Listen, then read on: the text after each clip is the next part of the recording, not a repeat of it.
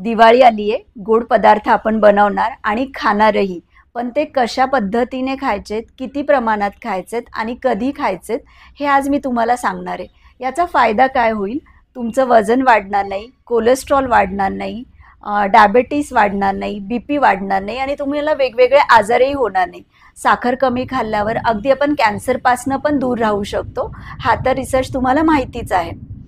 तर आता कशा पद्धतीने? तर फराळाचे गोड पदार्थ कमी प्रमाणात बनवा आणि कमी प्रमाणात खा. गोड बनवताना आपण जे साखर वापरतो त्याला ऑप्शन म्हणून तुम्ही गूळ वापरू शकता, खजूर वापरू शकता. तिसरी गोष्ट, फराळ बनवताना आपण जास्तीत जास्त रव्याचे लाडू आणि बेसन पिठाचे लाडू बनवतो. याला ऑप्शन म्हणून तुम्ही ड्रायफ्रुट्सचे लाडू, तिळगुळाचे लाडू, शेंगदाणे गुळाचे लाडू बनवू शकता किंवा बेसन पीठ आणि रव्याच्या लाडूमध्ये ड्रायफ्रुट्स ॲड करू शकता, जेणेकरून गोड कमी जाईल तुमच्या पोटामध्ये. अजून एक फराळाचा पदार्थ सगळ्यात आवडता, शंकरपाळी. चहा शंकरपाळीचा नाश्ता. पहिली गोष्ट, हे बंद करा. चहा शंकरपाळी, चहा चकली या गोष्टी खायच्या नाही आहेत तुम्हाला.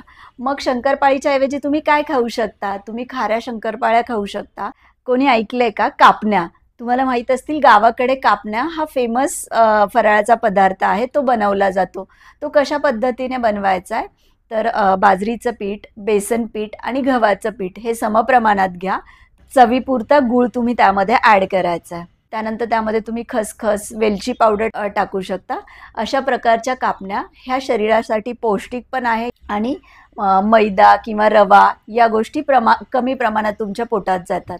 तर अशा प्रकारच्या कापण्या तुम्ही खाऊ शकता. गोड खायचे नियम. पहिला नियम, नाही म्हणायला शिका. लोकांकडे फराळाला आवडीने जाणार, लोक बोलवणार, नक्की जा.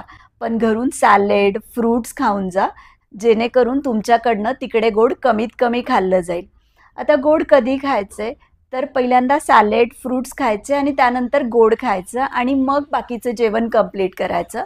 फराळ हे नेहमी नाश्त्याला किंवा नुसता फराळ, चहाबरोबर फराळ हे नाही खायचं. फराळ हे जेवणामध्ये घ्यायचं आहे. सुरुवात सॅलेड, फ्रूट्सनी करायची, मग एखादा गोड पदार्थ आणि त्यानंतर जेवण आणि बाकीचं फराळ खायचं आहे. आपल्याकडे गिफ्ट म्हणून सगळ्यात जास्त येते ती मिठाई. याचा वापर कसा करायचा आहे की कुणी आपल्याला आग्रहाने हातात दिलं तर आपण त्यातला 1/4 म्हणजे पेढा कुणी प्रसादाला दिला, दसऱ्याला दिला, दिवाळीला दिला तर 1/4 खायचा आहे.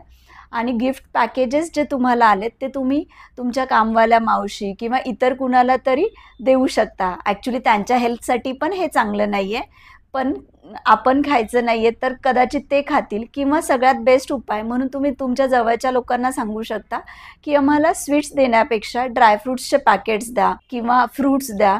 अशा प्रकारे तुम्ही हे गोड फराळ टाळू शकता. सगळ्यात महत्त्वाची गोष्ट, आपण दिवाळीत जे पण गोड खाणार आहेत त्यासाठी ती फॅट किंवा ते एक्स्ट्राचे कॅलरीज बर्न करण्यासाठी एक्सरसाइज करा. जी तुम्हाला मी नेहमी सांगते, नेहमीच करायचे, पण दिवाळीमध्ये थोडी जास्त करायची आहे. शुगर फ्री हे एक आर्टिफिशियल स्वीटनर आहे, तर कधीही नॅचरल शुगर त्यापेक्षा चांगली.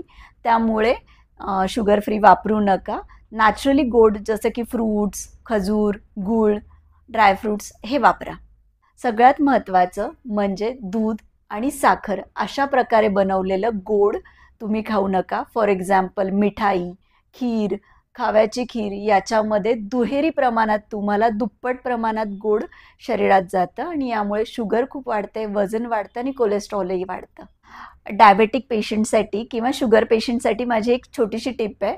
होमिओपॅथिक सिझेजियम म्हणून औषध आहे, जांभळापासून तयार केलं जातं. तर तुम्ही हे औषध जर 15 ड्रॉप सकाळी अर्धा कप पाण्यात आणि संध्याकाळी अर्धा कप पाण्यात घेतलं तर तुमची शुगरही वाढणार नाही आणि हळूहळू हे तुम्ही कंटिन्यू वापरलं तर तुमची शुगरही कमी होईल. ज्यांची शुगर खूप हाय आहे आणि इन्सुलिनचे इंजेक्शन्स चालू आहेत, मेडिसिन्स चालू आहेत, त्यांनी मात्र होमिओपॅथिक डॉक्टरांच्या सल्ल्यानेच होमिओपॅथिक औषध घ्या. चला तर मग आपण अशा प्रकारे गोड खाऊन दिवाळी साजरी करूयात.